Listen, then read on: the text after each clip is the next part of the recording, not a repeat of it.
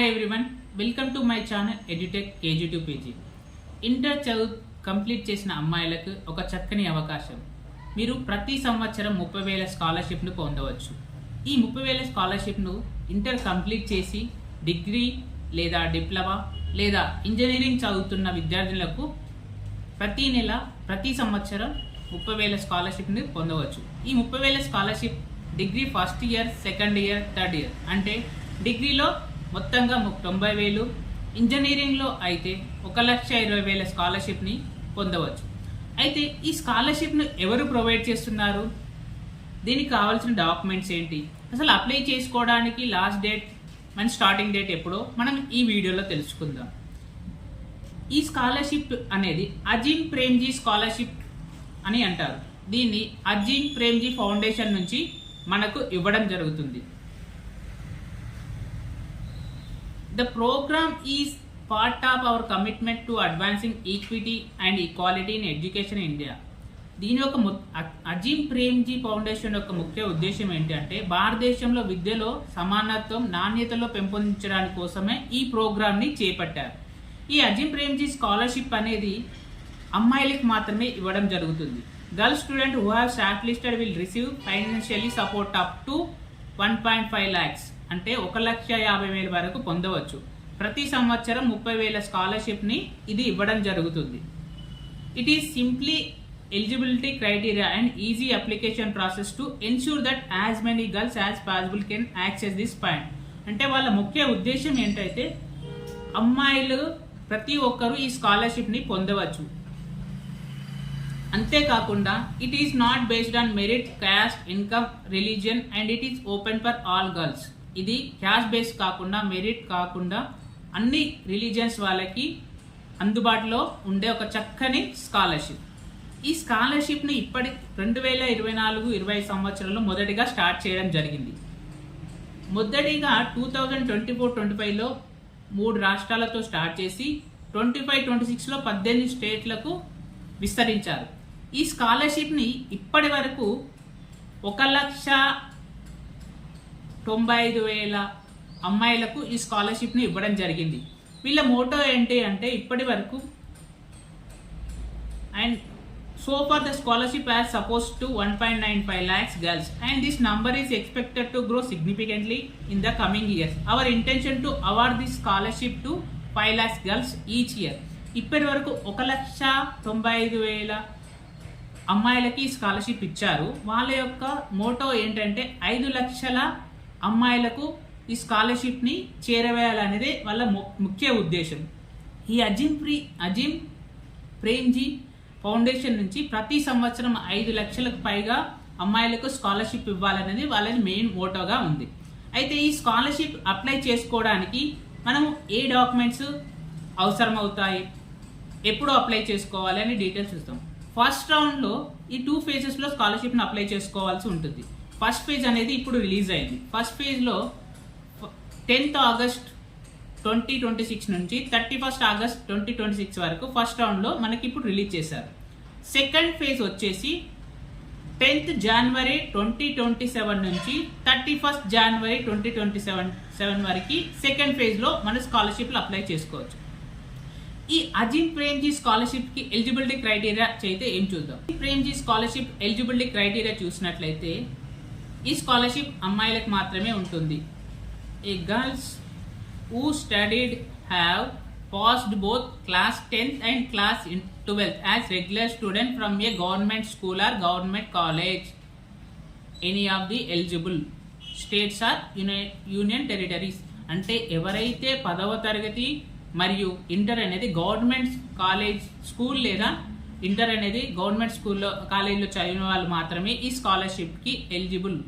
Private కాలేజీలో inter చదివిన వాళ్ళు కానీ ప్రైవేట్ కాలేజీలో 10th క్లాస్ చదివిన వాళ్ళు మాత్రం ఈ స్కాలర్షిప్కి ఎలిజిబుల్ అవ్వరు.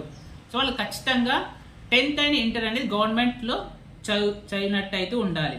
Have taken admission for the first year for academic session 2026 as a regular student for a recognised undergraduate degree or diploma at a government or a private college. 10th inter government కాలేజీలో చదివి ఇప్పుడు first year అనేది degree లేదా diploma కోర్సులో join అయిన వాళ్ళైతే ఈ స్కాలర్షిప్కి eligible. వాళ్ళు గవర్నమెంట్లో కానీ ప్రైవేట్ కాలేజీలో కూడా జాయిన్ అయిన వాళ్ళు ఈ స్కాలర్షిప్కి ఎలిజిబుల్ అవుతారని మనకి ఇక్కడ ఇవ్వబడింది.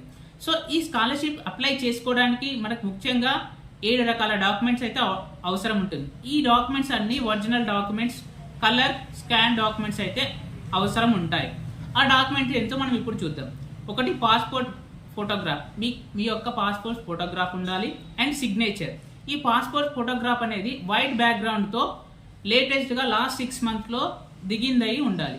ఇక్కడ చూడండి, 2x2 inch recent colored photo of your front page views taken as a last 6 months.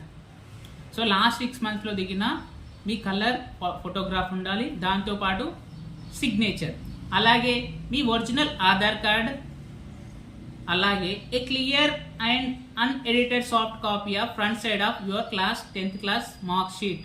అంటే మీ 10th class మార్క్ షీట్, దాంతో పాటుగా క్లాస్ 12th మార్క్స్, ఈ 2 మార్క్ షీట్స్ అనేది ఒరిజినల్ డాక్యుమెంట్ అనేది స్కాన్ డాక్యుమెంట్స్ అనేది ఉండాలి.